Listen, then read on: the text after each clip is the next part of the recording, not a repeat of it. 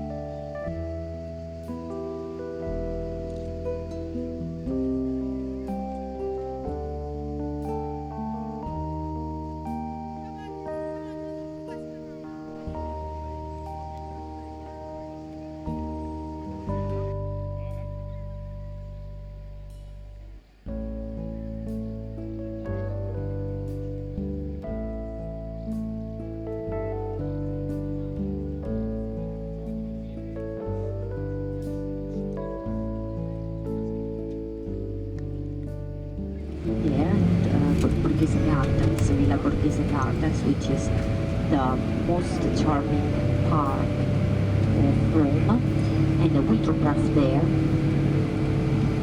Then you follow me and I show you the People's Square, Piazza del Popolo.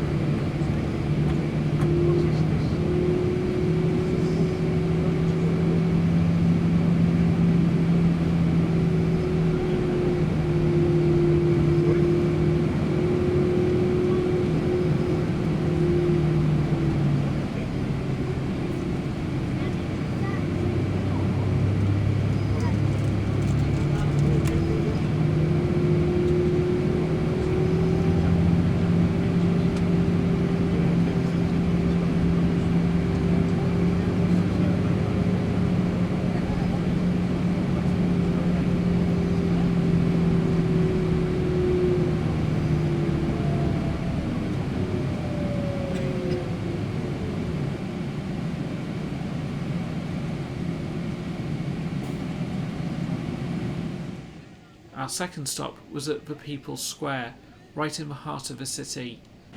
During our time here, we stopped for lunch in a small cafe and headed to the Trevi Fountain and the Spanish Steps, where we enjoyed some local ice cream.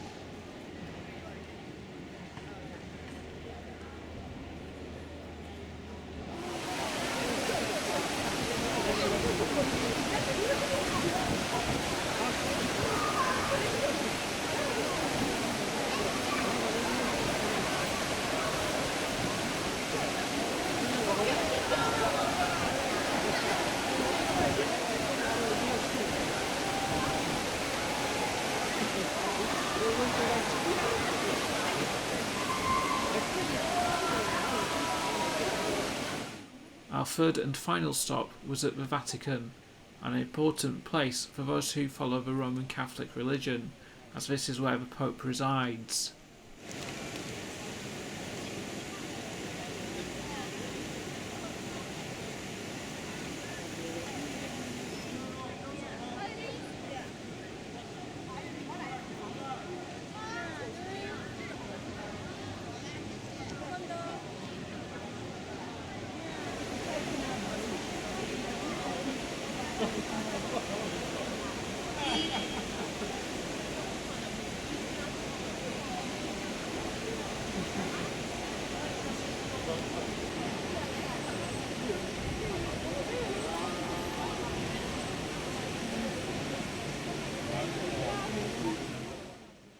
We enjoyed our day out in Rome, and the weather couldn't have been better. Whilst the visible presence of the police and the army was reassuring, just make sure to be wary of beggars and illegal street vendors, as they are quite common in the city. Our departure from port was slightly delayed due to a passenger being taken ill, whom was transferred to hospital for treatment. The next day we landed in La Spezia, where we once again took another excursion, this time to Florence, with our local guide Lily and driver Francesco. Our departure from port was delayed owing to last-minute security checks by the police, which the Azura crew were apparently not informed about. This ended up in people who were waiting to go out on excursions debarking from the ship at the allocated time, only to queue out in the hot sun until the coaches were checked and given the all clear. Florence is the capital city of Tuscany and was a centre of medieval European trade and finance. It was said to be one of the wealthiest cities of the area. It is also considered to be the birthplace of the Renaissance and has also been called the Athens of the Middle Ages. The city attracts millions of tourists each year, and the historic centre of Florence was declared a World Heritage Site by UNESCO in 1982. The city is noted for its culture, Renaissance art, architecture and monuments. The city also contains numerous museums and art galleries. Florence is an important city in Italian fashion, being ranked in the top 15 fashion capitals of the world. In 2008, the city had the 17th highest average income in Italy.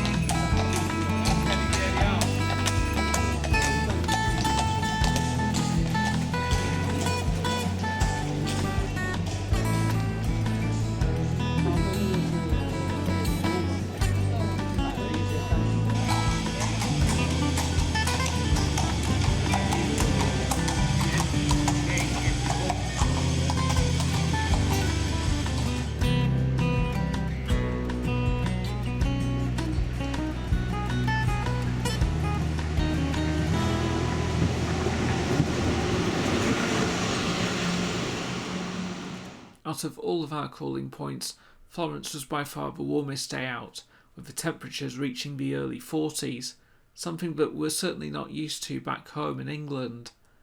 It was, however, a beautiful city, and we would certainly come here again. That's it for part 3. In part 4, we shall be visiting Monaco and Marseille. Please subscribe and turn on notifications to stay up to date. Thank you for watching and take care.